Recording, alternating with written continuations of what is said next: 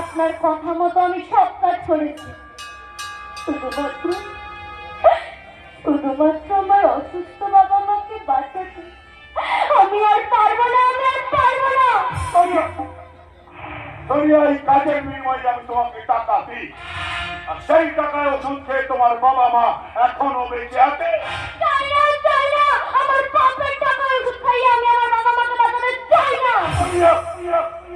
আপনি ছিলেন আমার বাবার বন্ধু। আমার বাবা দুধ মিলে কাজ করতে গিয়ে মেশিনে হাত দুটো কেটে অঙ্গ হয়ে যায়, আর আমার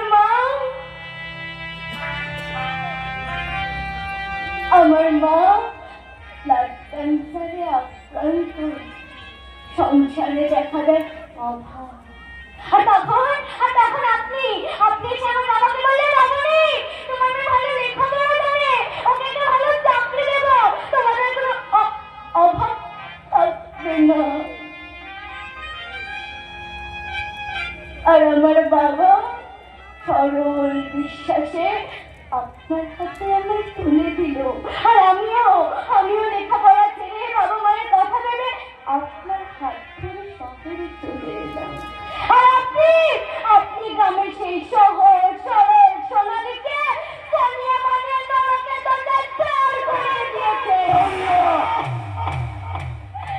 মুক্তি চাই, মুক্তি।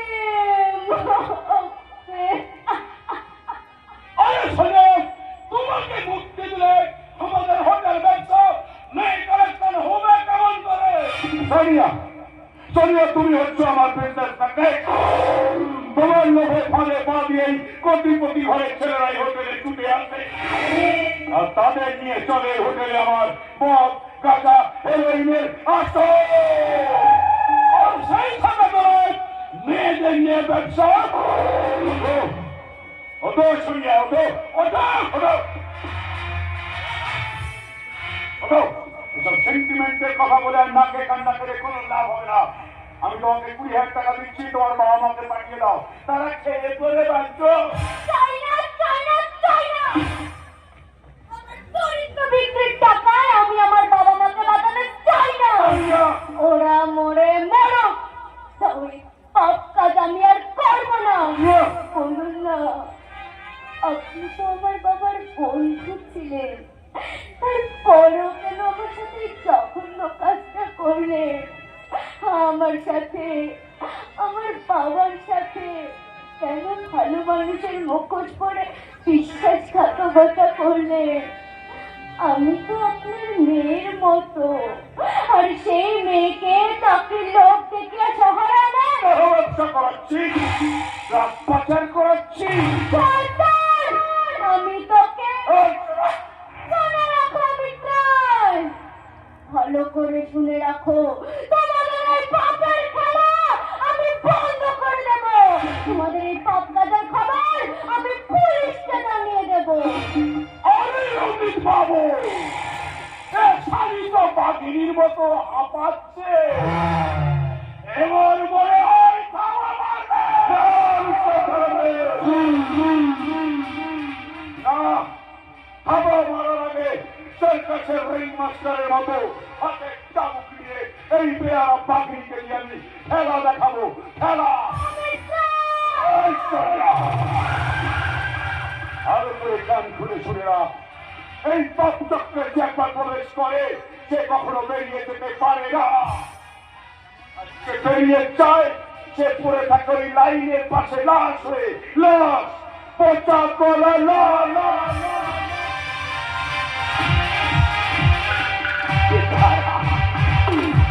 আরো একটা কথা তুই কান খুলে শুনে নেই। যদি আমার কথা মতো না চলিস তাহলে আগামীকাল সকালে জানতে পারবি তোর বাবা মা ঘরের মধ্যে আগুনে পুড়ে মারা গেছে। আগুনে পুড়ে। আপনারা এসব কিছু করবেন না, করবেন না। বাবু সর্বনাশ হয়েছে।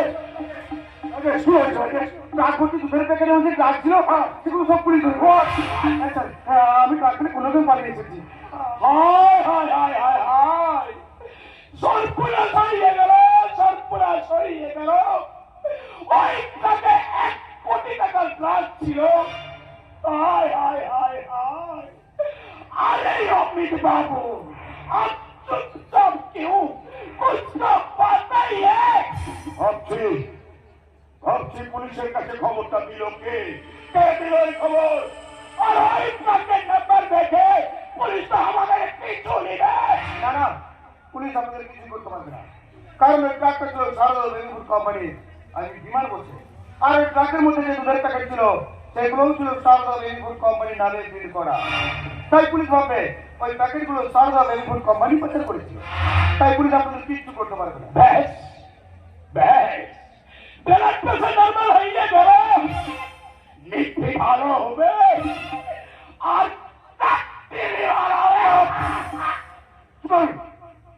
কোটি টাকার মাল চলে গেল, ওনার নিত্যি বেরিয়ে হবে, একটাই বেরিয়ে হবে। চলুন, বসের সঙ্গে আলোচনা করতে হবে। যেমন করি হোক মালগুলো আমার খালাস করতে হবে। চলুন বিশ্বাস করবে, চলুন। বাবু কথাই ছিল, কি কথা রাজেশ? আমি আজ কাজটা করবো না। কথা বলছো কেন? আমি আর অসৎ উপায় ইনকাম করে বাঁচতে চাই না। রাজেশ, এই চাকরিটার জন্য একদিন তুমি আমার পায়ে ধরেছিলাম। তখন আমি বুঝতে পারিনি আমাকে ড্রাগ পাচার করে সংসার চালাতে হবে। বুঝতে পারিনি ট্রাকে করে আলু পড়লে আমাকে মেয়ে পাচার করতে হবে।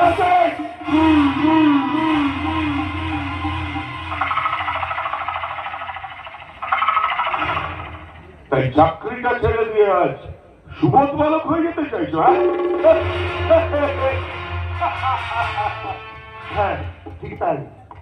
আমি আমার দিদিকে কথা দিয়েছি, আমি সব কিছু উপার্জন করবো। সব কিছু উপার্জন করে দুবেলা ওদের মুখে খাবার তুলে দিয়ে শান্তি রাজ্যে আসবো। শান্তির হাসি হাসতে গিয়ে কান্নাটাকে ডেকে এনো না প্লিজ। রাজেশ এই চক্রে নিজের ইচ্ছে প্রবেশ করা চায়, কিন্তু নিজের ইচ্ছে বেরিয়ে যাওয়া যায় না। যাবো, আমি নিজের ইচ্ছে এখান থেকে বেরিয়ে যাবো। তাহলে আগামীকাল সকালে জানতে পারবে তোমার তৃতীয়ারের নালা খাপা ভাগ্নিটা গাছের টালে ঝুলছে। গাছের টালে।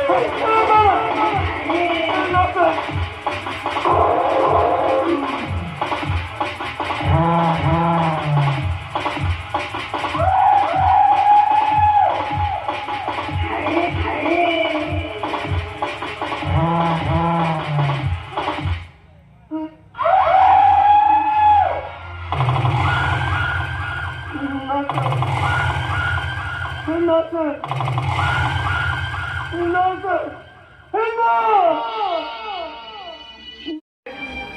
আমি যে মত পাপ করে ফেলেছি, এই পাপের প্রায়শ্চিত্ত আমাকে করতে হবে।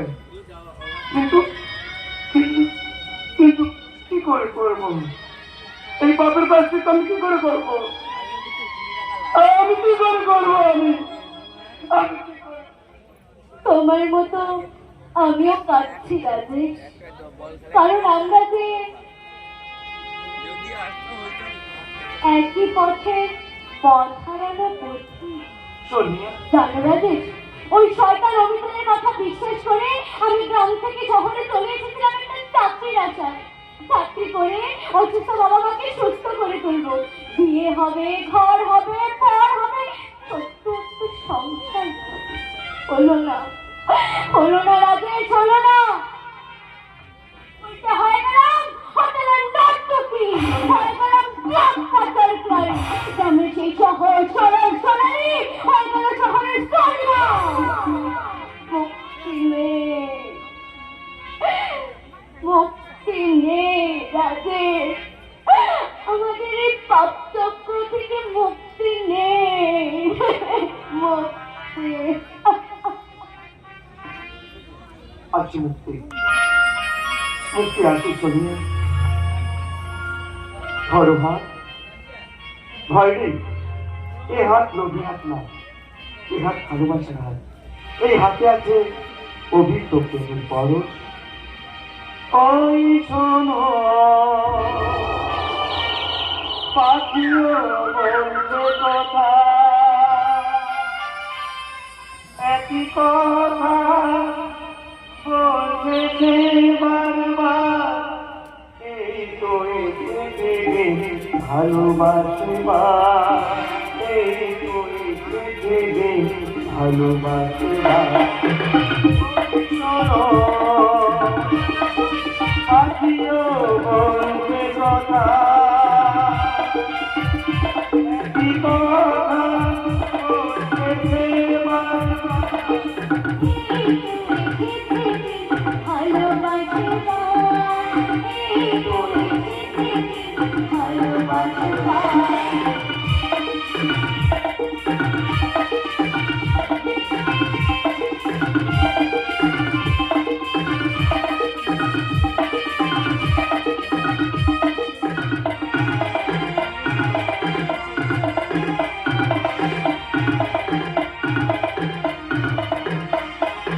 রোদ মাথায় ধনে সোনালো লাগলো যে মনে।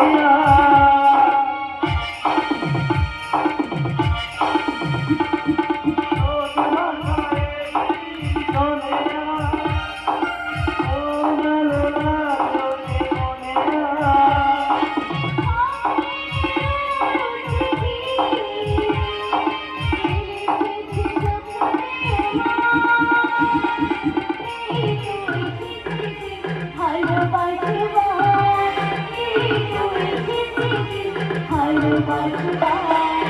ওই শোনো পাখিও বলছে কথা, একই কথা বলছে বারবার। ভালোবাসবা,